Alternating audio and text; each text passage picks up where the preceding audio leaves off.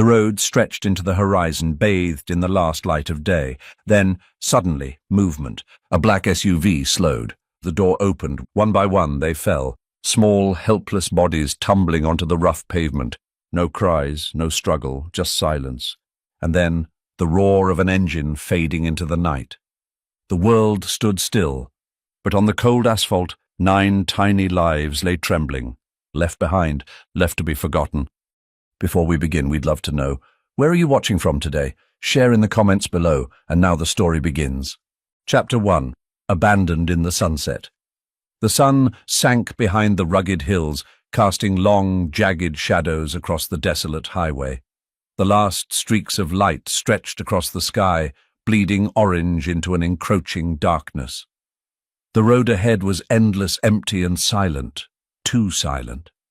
Inside a black SUV speeding down the lonely stretch of asphalt, tension crackled in the stale air. "Shit!" the driver muttered under his breath, gripping the wheel tighter. "I told you we should have just finished this at the facility. This is risky." In the back seat, a man in a dark hoodie turned, glancing over his shoulder toward the trunk. 9 golden retriever puppies lay huddled together, trembling. Some barely stirred, their small bodies heaving with unsteady breaths. "They said no loose ends," the hooded man muttered. "We can't risk them getting traced back to us." The third man, sitting in the passenger seat, let out a dry chuckle. "And yet here we are, taking a damn road trip just to dump some lab rejects. You know how stupid this looks." The driver exhaled sharply. "Not as stupid as keeping them alive. You read the reports. The last batch, they didn't just get sick. They changed, started reacting to things they shouldn't have. That's why the doc ordered this cleanup." The hooded man shifted uneasily. "Yeah, well, maybe we should have just put a bullet in them. And risk someone hearing." The driver scoffed. "This is cleaner. No mess. No bullets. No bodies. Just an accident waiting to happen." The passenger turned to glance at the back. "You think they'll make it through the night?" The driver didn't answer. Instead, he slowed the vehicle. The road was deserted, stretching endlessly into the dusk. No cameras, no houses, no traffic. Perfect. "Do it," the driver ordered. The hooded man hesitated. "You sure this will—" "I said do it." The back door swung open. One by one, the puppies were thrown out. Their small bodies hit the pavement with dull thuds, tumbling across the rough asphalt. Some landed in the dirt by the roadside. Others skidded across the center lane. A few barely moved at all. One puppy let out a weak whimper. No one in the car reacted. The SUV revved, tires screeching as the vehicle sped away, disappearing over the hill. Silence returned. The wind howled softly across the open road. The last warmth of the sun faded behind the mountains. And then, the low rumble of another engine. David Carter had been driving for hours, lost in the monotony of the road. His grip on the wheel was firm but relaxed, the steady hum of his truck, a dull background noise against his wandering thoughts. The long drives were supposed to bring him peace, a way to escape, but lately they only reminded him of how empty his life had become. Since leaving the military, civilian life had been complicated. Sleep never came easily, jobs never stuck. Conversations felt meaningless. The world had moved on, but he had remained stuck in place. The loneliness didn't bother him, at least that's what he told himself. But something about tonight felt different. A flicker of movement up ahead snapped him from his thoughts. At first it was just a shadow in the road, then a shape. Then his chest tightened. David's instincts flared as he slammed the brakes. Tires screeched. The truck skidded to a stop. Dust swirled in the dim light of dusk. The world was still. And then he saw them. 9 golden retriever puppies scattered across the cold asphalt. One lay motionless. Another twitched, letting out a weak, pitiful cry. Their fur was damp, their tiny bodies trembling, thrown away, left to die. David stepped out, boots hitting the ground hard. His breath came fast as he moved toward them, his mind racing. Who could do this? And more importantly, why here? The last traces of sunlight vanished. The highway was now cloaked in darkness. No one had seen. No one had stopped. No one had cared, only him, and the helpless creatures left behind in the cold. Chapter 2. Strange Signs. The drive back felt longer than it should have. The truck's headlights cut through the dense night, illuminating the winding road leading deep into the woods. The puppies lay curled in the passenger seat, wrapped in an old flannel jacket, their tiny bodies barely stirring. David kept one hand firm on the wheel, the other resting near them, feeling their faint warmth. The smallest of them, barely bigger than his palm, was breathing erratically, its tiny chest rising and falling in shallow bursts. Something gnawed at him. Why abandon them here? Why in the middle of nowhere, and why the silence? The puppies had barely made a sound since he found them. No barking, no whining, just the occasional ragged breath. That wasn't normal. By the time he reached his cabin, the wind had picked up, rustling through the trees like a whisper of something unseen. His house stood isolated, tucked away from civilization, a deliberate choice. David shut off the engine and stepped out, lifting the bundle of trembling bodies into his arms. He moved quickly through the front door, securing the lock behind him. The warmth inside was immediate, a stark contrast to the night's chill. He set the puppies down on a thick wool blanket by the fireplace, then grabbed the kindling. Within minutes, flames crackled inside the stone hearth, flickering shadows across the wooden walls. One by one he dried them off, running a towel gently over their damp fur. Some barely responded, others trembled violently, unable to stop. That's when he noticed the first oddity. A scar, just behind the neck of one of the pups, a small circular scar, not a wound but precise and deliberate. His brows furrowed. He checked another, then another. Every single one had the same scar, an injection site. His pulse quickened. Then came the second oddity.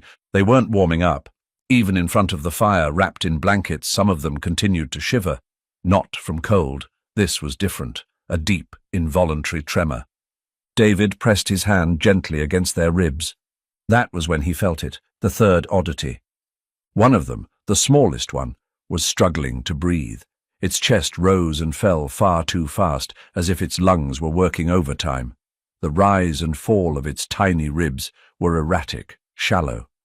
David frowned. Respiratory distress? Poison? Infection? He placed his hand near the pup's mouth, feeling its exhalation. Too hot. Then the fourth oddity. Not a single one made a sound. No barking, no whining, not even a weak whimper. Just silence. David clenched his jaw. Something wasn't right. These weren't abandoned pets. They weren't normal. He stood, wiped his hands against his jeans, and grabbed his phone. It rang twice before a familiar voice answered. "David? Henry, I need you to come over. Now. It's almost midnight. It's important." A pause. Then, "What happened?" David glanced at the trembling puppies, at their unnatural stillness. "I found something on the highway, or rather, someone didn't want me to find them." It took Henry Morgan less than 20 minutes to arrive.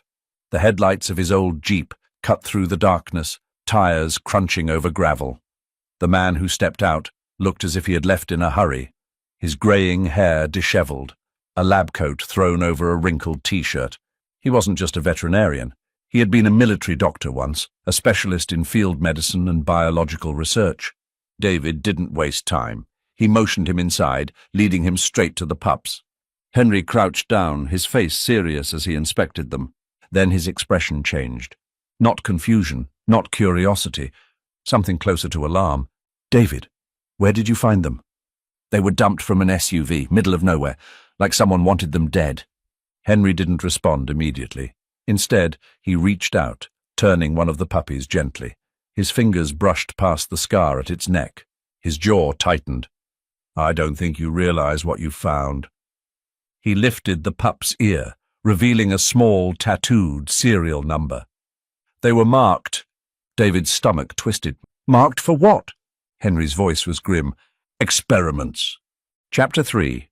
The Mystery of Biogen Labs. The night air was crisp as David drove toward Henry's clinic, his grip tight on the wheel. The 9 golden retriever puppies lay bundled in the back seat, wrapped in blankets, their small bodies rising and falling with slow, uncertain breaths. The smallest ones still struggled, each inhale a battle. David had seen suffering before, on the battlefield, in the eyes of soldiers who had lost too much. But this was something different. These weren't just abandoned animals, they were discarded evidence, and someone had wanted them gone. Blood work. Henry's veterinary clinic sat on the edge of town, a modest building tucked between a hardware store and a long-closed diner. The closed sign still hung on the door, but the lights inside were on. David carried the weakest puppy inside, while Henry took the others in a portable kennel. He set them on an examination table, his trained hands already moving to check their vitals. But it was clear these dogs were not just sick, they had been tampered with. Henry moved with the practiced efficiency of someone who had done this countless times before. He prepared a syringe and drew a small amount of blood from one of the pups, placing the sample into his diagnostic machine. The low hum of the analyzer filled the room. David watched, arms crossed, his jaw tight. He had spent years trusting his gut in combat. Right now, it was screaming at him. Henry glanced at him. "You look like you're expecting something bad." "I am," David muttered. Minutes passed. Then the screen flashed red. Henry's face darkened as he leaned closer. "Detected experimental compound X17, high residual concentration. Neural response warning." Silence. David felt the weight of those words settle between them like a lead blanket. Henry let out a slow breath. "Jesus Christ." David's eyes narrowed. "What the hell is X17? Henry hesitated, then turned to face him. "You ever heard of Biogen Labs?" David frowned. The name rang a bell. "Yeah, but only as a rumor. Classified military research, off-the-books contracts. People talk, but there's never proof." Henry exhaled sharply. "Well, here's your proof." He gestured at the puppies. David clenched his jaw. "Start talking." Henry ran a hand through his graying hair. Biogen Labs specializes in pharmaceutical development for military applications, things like cognitive enhancers, sensory amplification, reflex boosters. David's stomach turned. "Human testing?" "Not officially. They use animals first. Dogs, mostly, because their neurological structure reacts similarly to humans under certain conditions." Henry's voice was tight, controlled. David looked down at the puppies. "And these ones?" Henry tapped the screen. X17 was an experimental neural stimulant, designed to heighten reflexes, memory retention, sensory perception. Theoretically, it could make a dog smarter, faster, more aware. David's voice was flat. "Theoretically?" Henry's expression darkened. "In reality, it went wrong. Side effects included uncontrollable tremors, nervous system deterioration, hallucinations. Some dogs became hyper-aggressive, others," he hesitated, "just shut down completely. Their bodies couldn't handle it." David exhaled through his nose, staring at the screen. "And the ones that failed?" Henry didn't answer right away, but his silence said enough. David's fists clenched. "They weren't abandoned," he said quietly. "They were disposed of." Henry nodded grimly. "Biogen would never release test subjects with traces of X17. If these dogs are out here, it means they were meant to be erased." David's pulse thrummed. The SUV, the men inside, the way they hurried to dump them in the middle of nowhere. Whoever was behind this, they weren't just covering up failed experiments.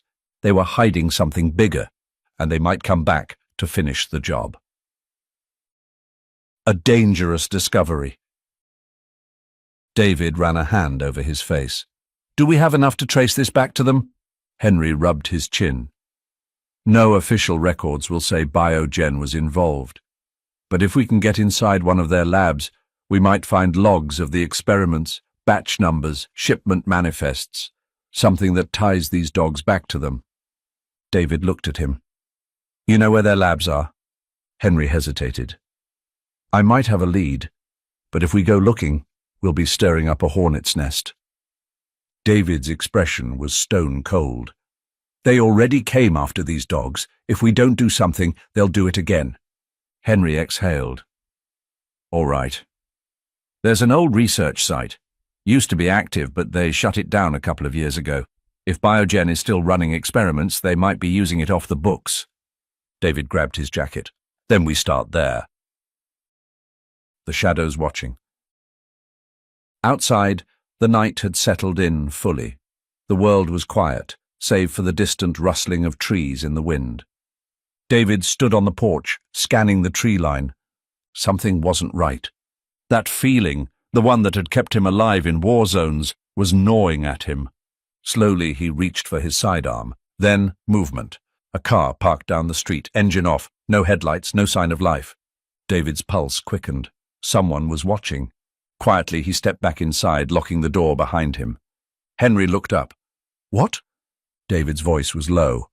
"We're not alone." Henry stiffened. "Biogen?" David's jaw tightened. "Maybe, or someone making sure we don't go any further." Henry glanced at the puppies, still lying motionless on the blanket.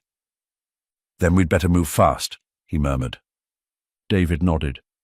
Whoever was in that car, whoever had dumped these dogs, they weren't finished. But neither was he. Chapter 4. The Dangerous Pursuit. The night had settled thick over the woods, the only sound the rustling of trees swaying in the cool breeze. David stood outside, securing the temporary pen he had built for the puppies. They were still too weak to move much, but some had begun shifting around, pressing against each other for warmth. It had been hours since Henry left the clinic with a copy of the test results, hours since they had confirmed that these dogs were not just abandoned, they were erased.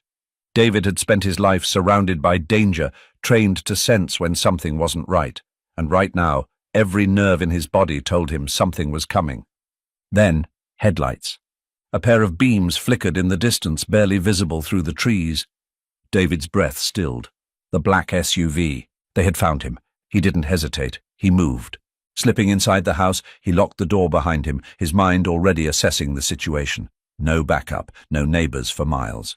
Just him, a sidearm, and 9 puppies that couldn't defend themselves. He reached for the pistol resting on the wooden table near the window. Then he crouched low, peering through the slats of the blinds. Outside, the SUV had stopped at the edge of the property. 2 men stepped out. They weren't in uniform, but their movements were practiced, efficient, the kind of walk that said they weren't just corporate suits. These men were professionals. One of them adjusted his jacket, his hand lingering near his waist, probably over a concealed weapon. The other carried a small tablet, its screen glowing faintly in the dark. He tapped it, scanning something before nodding to his partner. Then they approached the door. Knock. Once, knock, twice. The man with the tablet spoke first, his voice low and steady. "Mr. Carter, we know you have something that doesn't belong to you." David remained silent. The second man stepped closer, his tone smooth, almost polite. "We're not here to cause trouble. Just hand over the dogs and we'll be on our way." David exhaled slowly, his grip tightening around the pistol. Peace? No, that was a lie. These men weren't leaving witnesses. They had come to clean up loose ends. Inside the SUV moments earlier, the driver tapped impatiently against the steering wheel, watching as his 2 colleagues moved toward the cabin. "Are you sure this is the guy?" he asked, glancing at the back seat, where a 4th man sat, speaking into an earpiece. "Positive," the man responded. "We ran the thermal scans, 9 heat signatures, small, clustered together. It's the dogs." The driver frowned. This is a hell of a lot of trouble for some failed test subjects. The man in the back seat looked at him coldly. "They're not just failures. 2 of them had neurological responses we haven't seen before." "Meaning?" The man exhaled sharply. "Meaning Biogen wants them back, or buried." The driver smirked. "Yeah, probably the latter." His partner turned away, staring out the tinted window toward the cabin. "Carter's former military. If he has them, he won't give them up easy." The driver shrugged, cracking his knuckles. "Then we don't ask twice." Back at the cabin, David stayed low, listening to the men outside. They weren't impatient. That meant they weren't just here to intimidate. They were confident. They thought they had control of the situation. David needed to change that. "You're trespassing," he called out finally, keeping his tone calm, measured. Get off my property." The man with the tablet chuckled, adjusting his stance. "We'd rather not get the authorities involved, Mr. Carter. But you know as well as I do that we can make this go away very quickly." David glanced down at the puppies. They were huddled together, oblivious to the threat outside. He couldn't let them go. He wouldn't. The second man spoke again, his patience thinning. "You have 10 seconds to make the right decision." David's heart pounded. Not yet, not yet. Then he saw it. Through the narrow slats of the window just past the porch, the third man had begun circling toward the back of the house. They were moving in. The first shot. David didn't wait. He moved fast, pressing against the doorframe as he fired a single shot, not at them, but past them. The bullet shattered the porch light, plunging the yard into deeper darkness. A sharp curse rang out as the men instinctively ducked, drawing their own weapons. "Move in!" one of them barked. David bolted. He needed to buy time. He needed to get the dogs out. He grabbed the crate, shoving it toward the back door, where an old truck sat just beyond the tree line. He had prepped it earlier, sensing trouble. If he could get there. A shot slammed into the doorframe near his head. They weren't hesitating anymore. David cursed, swinging open the back door and rushing onto the porch, using the cover of night to his advantage. His boots hit the dirt as he sprinted toward the truck. Too slow. The third man had already made it around the house. A figure stepped into view, gun raised. David dived. A gunshot rang out, missing him by inches as he hit the ground hard. His own weapon came up. One shot. A grunt of pain. The figure staggered, clutching his shoulder. Not a kill shot, but enough to slow him down. David didn't stop. He lunged for the truck, yanking open the door as bullets tore through the night. The crate of puppies was thrown onto the passenger seat. His fingers turned the key. The engine roared to life. David hit the gas. Tires spun in the dirt as he tore down the narrow back road, headlights off. The escape. In the rearview mirror, the SUV's lights reappeared, now in pursuit. David gritted his teeth, hands steady on the wheel as he pushed the truck harder. The road was rough, uneven, but he knew these back trails better than they did. A sharp turn. The SUV overshot it, forced to swerve. David didn't slow. He pressed forward, disappearing into the tree line. The lights behind him faded. He kept going, not stopping, not looking back, and not yet, not until they were safe. Silence returns. 15 minutes later, David finally eased off the gas. The forest had swallowed him whole, wrapping the truck in darkness. For the first time since the shooting started, he exhaled. His hands ached from gripping the wheel. His heart pounded against his ribs. He turned to the passenger seat. The puppies were still there, shaking but alive. David let his head rest against the seat for a moment. Then he pulled out his phone. He had one call to make. Henry picked up on the first ring. "David? We've got a problem." David looked back toward the road, his jaw set. They know. Chapter 5. Uncovering the Truth. The air inside the truck was thick with tension, the scent of gasoline and cold night air, mixing with the faint metallic tang of adrenaline still pumping through David's veins. His hands were steady on the wheel, but his mind was anything but calm. They had barely escaped. This wasn't over. The black SUV hadn't followed them this far, but that didn't mean Biogen was done hunting. If anything, they would double down. They had already tried to wipe out the puppies once. Now that David had them, now that Henry had proof, they wouldn't stop, which meant David had to hit first. Henry's voice cut through the silence. "I know that look, David." David kept his eyes on the road. "What look?" "The one you had back in Fallujah, right before you went off-grid and did something reckless." David flexed his grip on the steering wheel. "Then you already know what I'm about to say." Henry sighed. "You want to go in?" "They left us no choice." Henry rubbed his face. "Jesus, David. They tried to kill you tonight. If we go after them, they'll come at us harder." "They'll come at us either way." David's voice was quiet, firm. "So we make the first move." Henry didn't argue. He knew David too well. A few seconds of silence passed before Henry muttered, "I might have something." David glanced at him. "Go on." Henry exhaled sharply. Biogen had a secondary research site. A smaller one that got shut down a year ago, at least officially.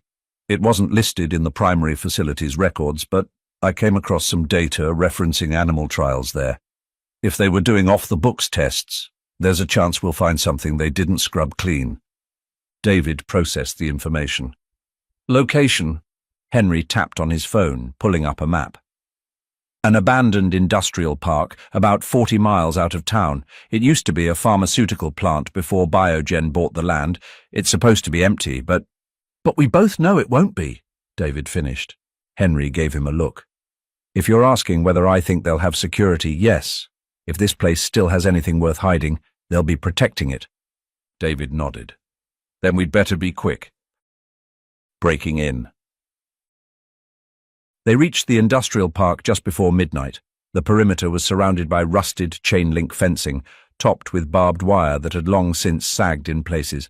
A faded "no trespassing" sign dangled near the entrance, but it was clear someone had been through recently. Fresh tire tracks in the dirt, faintly illuminated by the moonlight. This place isn't abandoned, Henry muttered. Didn't think it would be. David pulled the truck into the tree line, out of sight. They moved on foot from there, keeping low. Henry carried his medical bag, stuffed with what little equipment he could bring. David carried a silenced pistol, just in case. The entrance to the main building had been welded shut, but David led them around the side, where a smaller maintenance door stood slightly ajar. Someone's been here recently, Henry whispered. David pushed the door open carefully, stepping inside. The air was stale, laced with the scent of chemicals and something else, something rotten. They moved quickly through the darkened corridors, their footsteps muffled against the dust-covered floor. Old lab equipment lay scattered across workstations, coated in grime and neglect. But there was power. Somewhere in the building, a low hum vibrated through the walls, a generator still running. This place isn't dead, Henry murmured. They're still using it. Then we move fast. They reached an office at the end of the hall. Henry jimmied the lock, and they slipped inside. The room was small, filled with filing cabinets and a dusty computer terminal. Henry immediately went for the computer, booting it up while David moved to the cabinets, rifling through folders. And that's when they found it. The records, hundreds of files detailing experiments on test subjects, canines. David's breath hitched as he flipped through the reports. Trial 0148. Subject exhibited advanced cognitive response before system failure. Trial 0162. Aggression levels exceeded containment measures, terminated. Trial 0179. Neurological tremors confirmed, subject disposed of. And then, Trial 0191. Final batch. Subjects relocated for termination. David's stomach turned. They killed them, all of them.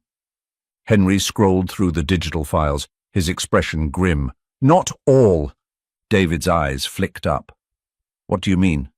Henry turned the screen toward him. A document labeled Trial 0191 Canine Subjects, Batch X, 9 serial numbers, matching the tattoos on the puppies. David exhaled sharply. They were the last ones, Henry said quietly. The final batch. David's jaw clenched. And they weren't supposed to survive. Before Henry could respond, the security feed flickered to life. David's eyes snapped to the screen just as a black SUV pulled up to the building's entrance. A voice crackled over the intercom system. Sweep the area, they're here. David moved instantly. We need to go. Now. Henry shut down the system, grabbing a flash drive with the copied files. They bolted from the office, moving quickly through the maze of hallways. Footsteps echoed from the front entrance. Voices. David led them to a side exit, but the moment he cracked the door open, he saw the silhouette of a man standing guard. David pulled Henry back, whispering, Change of plans. They turned toward the back of the building, toward an old loading bay. The doors were rusted shut, but David spotted a small vent window, just wide enough for them to squeeze through. Henry went first, cursing under his breath as he wriggled through. David followed, just as the first gunshot rang out. A bullet slammed into the wall behind him, sending dust flying. Move! David barked, dropping to the ground on the other side. They ran. The sound of pursuit was immediate. Shouts, footsteps, the unmistakable snap of a radio transmission. David veered toward the tree line, dragging Henry with him. "Get to the truck!" They didn't stop, didn't slow. Another shot. David shoved Henry down just as a bullet tore past them, missing by inches. They hit the truck at full speed, David wrenching open the door as Henry dove inside. The engine roared to life, headlights flared behind them. Another vehicle was already closing in.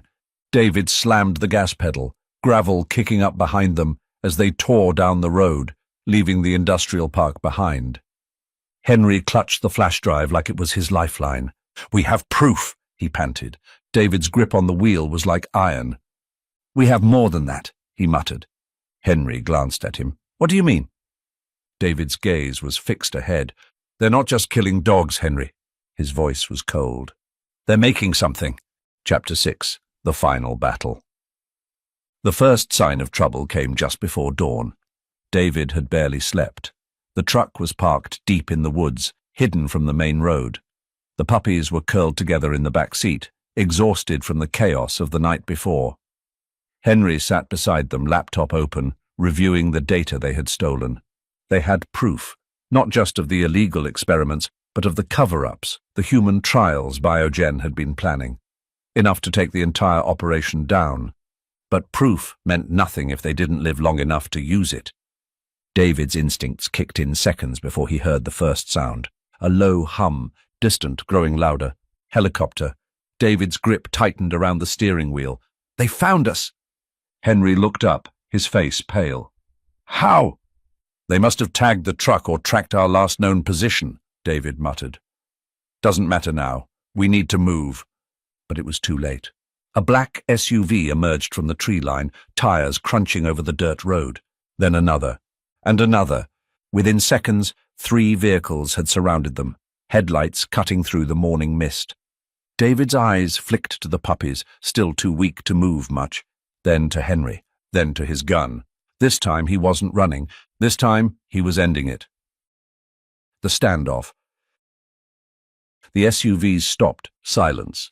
Then 4 men stepped out, all dressed in dark tactical gear, weapons holstered, movements precise. These weren't just hired thugs, they were Biogen's cleanup crew. The lead man, tall, broad-shouldered and exuding a quiet, dangerous authority, adjusted his gloves before speaking. "Mr. Carter," he called out, "we'd rather not make a mess." David didn't respond. The man continued. "You have something that belongs to us. Hand over the dogs and the data. Walk away." David finally spoke, voice calm. "And if I don't?" A smirk. "Then we bury you out here." David exhaled slowly. He had fought men like this before, too confident, too sure that no one could stop them. But they had made a mistake. They weren't just facing him. They were facing him, Henry, and 9 dogs who had already survived hell. And they weren't alone. David's fingers hovered over the radio clipped to his belt. Then he pressed the button. Now! The ambush. A loud crack split the air, a rifle shot. One of the Biogen men dropped, a tranquilizer dart embedded in his neck. Before the others could react, red and blue lights flared from the road behind them. Sirens, the police. Henry had tipped them off before they left the industrial park, sending the stolen files straight to the FBI. Biogen's house of cards had already started to collapse, and now their people were caught in the open. The leader's smirk vanished. "Kill them!" Gunfire erupted. David moved. He dove behind the truck, returning fire with calculated precision. The puppies yelped, but they were safe, tucked beneath the seats away from the chaos. Henry crouched behind the rear tire, his hands shaking as he reloaded his tranquilizer gun. Meanwhile, the police closed in. Bullets ripped through the trees, shattering branches. But David was faster, deadlier. He had fought in worse conditions, against worse odds. And he had something worth fighting for. He took down one of the shooters with a shot to the leg, forcing him to collapse behind an SUV. Another was tackled by an officer before he could fire again. Then, the dogs. The strongest of the puppies, still weak but recovering, moved. They weren't scared anymore. One of them lunged at a Biogen man, small but fast, sinking its tiny teeth into his wrist. The distraction was enough for David to fire, a clean shot to his shoulder. The leader tried to run. David didn't let him. He tackled the man hard, slamming him into the dirt, yanking his weapon away. "Biogen is done," David growled. "Your people are going to prison." The man laughed, blood dripping from his lip. "You think this ends with us?" he sneered. "Biogen has people everywhere. You can't stop it." David's eyes darkened. "Watch me." The police swarmed in, cuffing the remaining Biogen operatives. The leader was dragged away, still grinning, but the fear was in his eyes now. It was over. Biogen was finished. Freedom. The sun had risen fully by the time the last officer left, escorting the captured men to their vehicles. Henry stood beside David, exhausted but victorious. "That was close," David exhaled. "Too close." They turned toward the truck. The puppies were safe, alive, not test subjects, not experiments, just dogs. Henry smiled. What now? David looked down at the smallest one, the one who had struggled the most, the one who had almost been left behind. He knelt, scratching behind its ear. Now, his voice softened. They go home. Chapter 7. A New Family. The days after the battle with Biogen passed in a blur. The headlines spread like wildfire. Illegal animal testing operation exposed. Biogen labs under federal investigation. The company's executives denied everything at first, but with the leaked files, witness testimonies, and the rescued dogs as living proof, there was no way out. They fell. David didn't care about the media. He didn't care about the interviews or the political fallout. All he cared about was them, the 9 golden retriever puppies who had survived everything. And now, finally, they were free. A home, not a lab. David stood on his porch, arms crossed, watching as the puppies explored the grassy yard. The cabin, once a place of solitude, had transformed. There were toys scattered near the steps, a water bowl by the door, and the faint sound of tiny paws rustling through fallen leaves. It was strange. For years he had lived alone, haunted by war, by regrets, by ghosts of the past. Now the silence was gone. In its place, laughter, tiny barks, the warmth of something he hadn't felt in years. Family. Names that meant something. He hadn't meant to keep all of them. At first he told himself he was just looking after them until the right families came along. Then weeks passed, and when Henry casually mentioned that adoption applications were pouring in, David's stomach twisted. He couldn't let them go, not because they needed him, but because he needed them. So one by one he gave them names. The smallest, the fighter, Rookie, the one with the sharpest instincts, Scout, the boldest, the troublemaker, Bandit, the gentle, quiet one, Daisy, the one who had always stayed close, never wandering far, Shadow, the playful, clumsy one, Milo, the smartest, always watching, Ace, the fearless leader of the pack, Ranger, and the last, the one who had almost given up that first night but had fought to stay alive, Hope. He spoke their names and they wagged their tails, eyes full of trust. They weren't test subjects anymore, they were his. Not just saved, saved in return. One evening, as David sat on the porch, Rookie curled up beside him, his mind drifted back to the night he found them. The way they had been tossed from the SUV like garbage, the way their tiny bodies had shivered in the cold, the way their eyes had pleaded for something, anything. They should have died. They should have been nothing more than another Biogen cover-up. But they survived, and so had he. For so long, David had lived in survival mode, just getting through each day. But these dogs, these tiny warriors, had reminded him how to fight for something again, how to live again. Forever home. Henry visited often, pretending he was just there for coffee, but David knew better. "You're a real softy, you know that?" Henry teased one morning as he watched the puppies chase each other across the yard. David snorted. "Tell anyone and I'll deny it." Henry chuckled. "So you're keeping them all?" David didn't even hesitate. "Yeah," Henry smirked. "I knew it." David glanced down at Hope, now sleeping peacefully at his feet. "I think they saved me as much as I saved them." Henry's expression softened. "Yeah," he said quietly. "I think so too." David had been a soldier, a survivor, a loner. But now, he was something else, a protector, a caretaker, a family man, and for the first time in years, as the sun set over his home, he felt whole again. David thought he had saved them, but in the end, they had saved him too. For years he had lived in solitude, believing his battle was over, that the world had nothing left for him. But these 9 tiny souls, discarded, forgotten, and left for dead, showed him that every life has meaning, that redemption is real, that even the most broken can be made whole again. They had been created to be something unnatural, but all they ever wanted was to be loved. And through them, David found something he never thought he would again: family. This is what compassion does. It heals, it transforms, and it saves. Let this story be a reminder. Kindness is never wasted. Every act of love, every choice to stand up for what's right can change a life, even your own. If this story touched your heart, share it with others. Let more people see that even in the darkest moments there is hope, there is love, and there is always a chance to fight for something good. May God bless you, your loved ones, and every innocent life still waiting to be saved.